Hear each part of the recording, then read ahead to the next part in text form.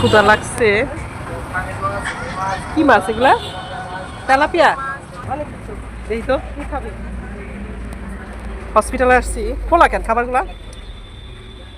এটা কি? এটা কি মাছ? তেলাপিয়া ভাজা রুই মাছ। এভাবে উঠা রাখেন কেন? এটা কি? এটা হাম্বা। এটা কি রে বাবা? শুটকি দে তো বাবা।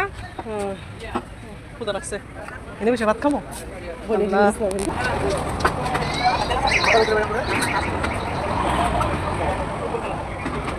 আর কি বাটা? শুটকি দিও।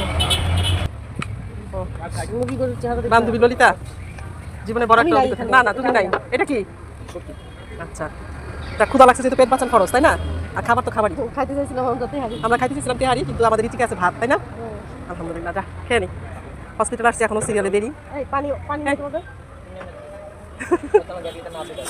7 লিটার নাও।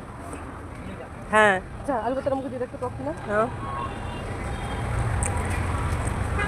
এই আলু পাতা নষ্ট কেন? দাও নিমো চাটনি, টমেটো চাটনি দাও। টমেটো চাটনি টমেটো চাটনি না রে, খাবারের মান ভালো না, গান্দা বইগুলো খেয়ে আমরা একটু এভাবে খাবো। জীবনে কোনোদিন এভাবে খাই নাই, সবসময় তো বড় বড় হোটেলে খাইছি তাই না, একটু অভিজ্ঞতা অর্জন করি। হসপিটালের আশেপাশে এর চেয়ে ভালো এর চাইতে ভালো আর নাই।